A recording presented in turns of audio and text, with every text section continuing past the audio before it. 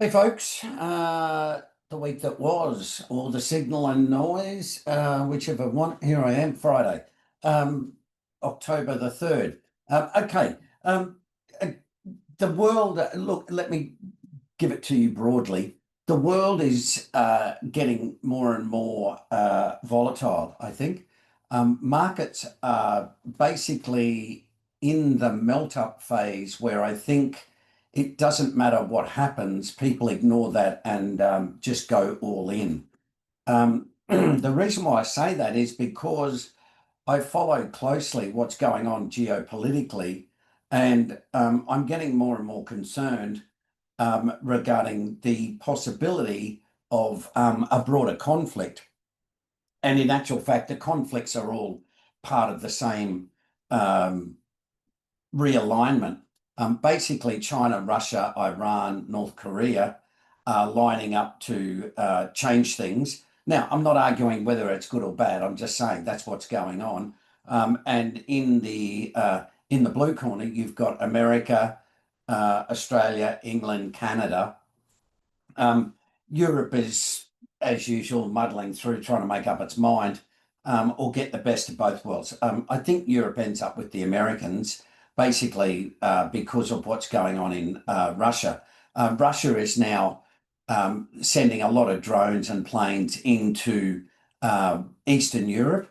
Um, that is testing NATO's response. So there's probably longer term plans going on. Poland certainly knows that because it's always been earmarked by Russia as trying to get it back. Anyway, the two tweets there are really important because Australia is going to become much more strategically important in a global world where there's a lot of conflict. The reason why we didn't have that much of a role in previous Cold War was because Russia was a long way away. The hostility now is closer to home with China. So therefore, Australia is going to play a lot more, have a lot more influence in what's going on, particularly because we've got a lot of resources, we particularly rare earths, and we've aligned ourselves with America. So we should expect more hostility, whether it's overt or whether it's covert, from China, to be quite honest. Um, as I mentioned before, markets are just nutty. That includes gold, that includes cryptocurrency, that includes any stock market anywhere in the world. One thing I will say, and I'm monitoring closely, is the American property market as well as the American stock market. The American property market is now starting to have some volatility behind it. One of the things they're doing, and the boys and I talked about this on the podcast, is this idea of delaying loan repayments and foreclosures.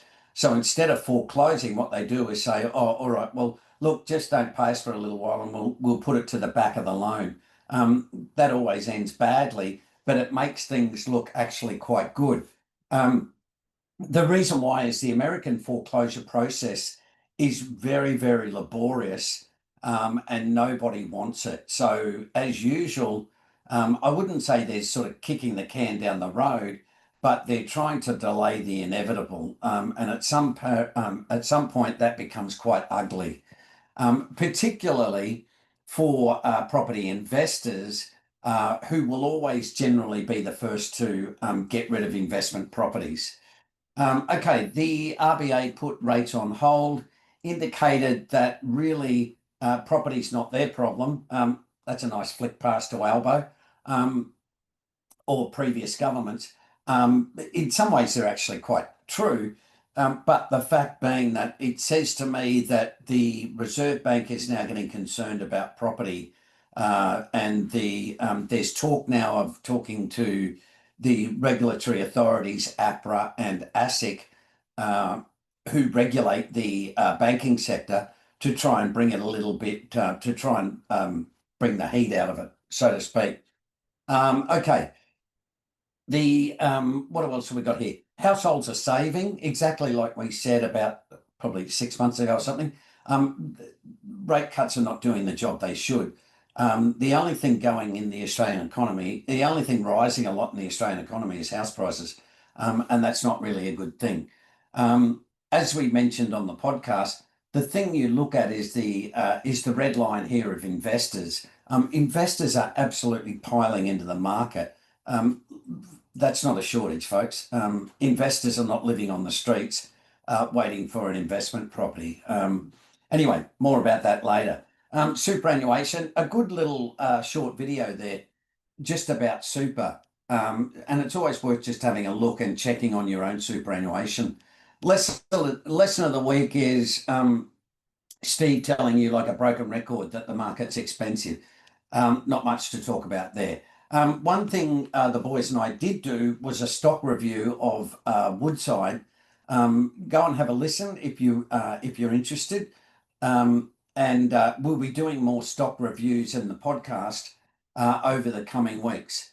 Righto, other than that, folks, it's all good, and I will see you next week. Cheers, folks.